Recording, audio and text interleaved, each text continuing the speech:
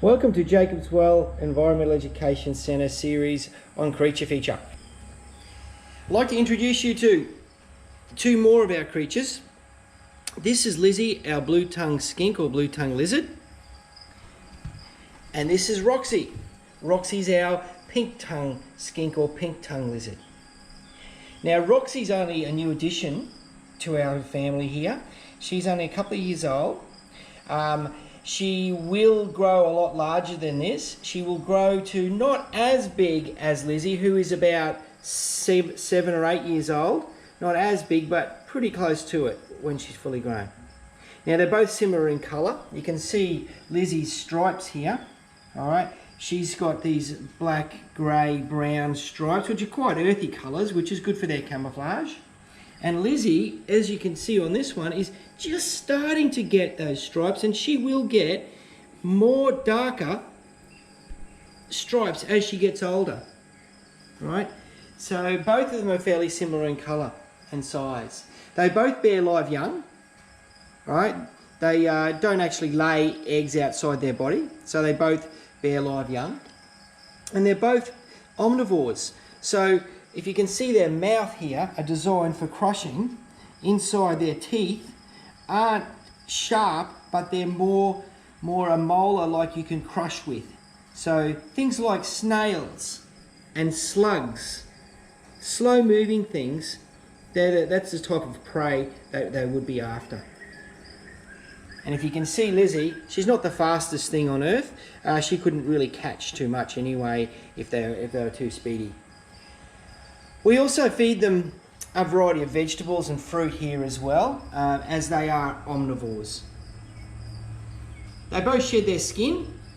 Parts of their skin come off, so you'll find that their skin will come off in flakes, and we find the remains of their skin in their cabinets, their homes. And they're both what we call ectotherms, which means they rely on external heat to be able to survive or actually gain their energy. That means they require things like the sun or hot rock or something like that. And you find a lot of these guys out on roads or pavements, and unfortunately a lot of them get hit by cars, etc. These guys have got their own internal heating in their cabinets, right, in their homes, so they don't have to go outside too much. Now they have ears. I'll see if I can find just in behind. You'll probably see a little hole there, just in behind the eye there. That's her ear. All right, so they have external ear canals.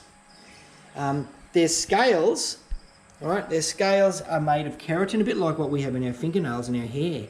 That's made of keratin as well. So they're all overlapping, those scales. And same with Roxy, but hers are just a little bit smaller. Now, to be able to survive, they have to have some adaptations for aggressive animals coming at them. So these guys use bluff. Apart from their camouflage, they use bluff. As you've probably already seen, you would have noticed that Lizzy's tongue, hopefully, will come out soon. Yep, and it is blue. So she will sit back. If a dog or something came near her or something aggressive, she would sit back, puff herself up. She would then bloat herself as high as she could, open her mouth as wide as she could, stick a blue tongue out, and hopefully that was enough to scare them away. If she doesn't, she'll run away, and her tail will come off if something grabs it. She can dislodge her tail. So she's got that ability to be able to grow her tail back as well. So whatever has taken a tail, or a dog or something, or a fox or something like that, that particular animal will be left there with a tail wagging in its mouth, and the blue tongue would take off and would have no tail for a while, but has the ability to grow it back. And Roxy's the same. She would open her mouth up wide to try to scare the animal that's coming towards it. Pink, blue, bright colours generally mean poison when they're in in the wild. So that's that bluff tactic that she's got. She's also a little bit more mobile. She's got sort of longer legs and she can run a bit faster as well. So that's another part of their adaptation. Now, they do have a lot of differences as well. As you can see, Roxy is a lot slender. All right, even though she's smaller, she's always going to be a lot slender. And Lizzy, who's probably had a few too many slugs of late, all right, she's a little bit larger and a lot slower. Now, the tails are a little bit different. If you can see Lizzy's tails, they're quite fat, and again, that tail can come off, as we said before, but it does store a lot of energy as well, okay? Where Roxy's tail is semi-prehensile, which means she's able to use it, all right, to be able to not so much grab prey or anything, but to be able to support herself, hang on to things, sticks, hang on to something while she eats as well, as in to stabilize herself. So she has a semi-prehensile tail. Now, she is arboreal. So pink tongues are arboreal, which means they like to go and climb. Blue tongues, on the other hand, they're not very good climbers. Their size inhibits them from climbing too much. So you'll find that she likes to be on the ground quite a bit. So they're called terrestrial animals. So terrestrial, arboreal. Now, Roxy likes to come out at night time to do most of her feed. So she will come out right when the sun's going down and work through the night foraging away for food. So she's a nocturnal animal. Where Lizzy likes to be more active during the day. Right? She'll be hunting snails, slugs, and finding food, finding a nice warm place to sleep during the day. Now,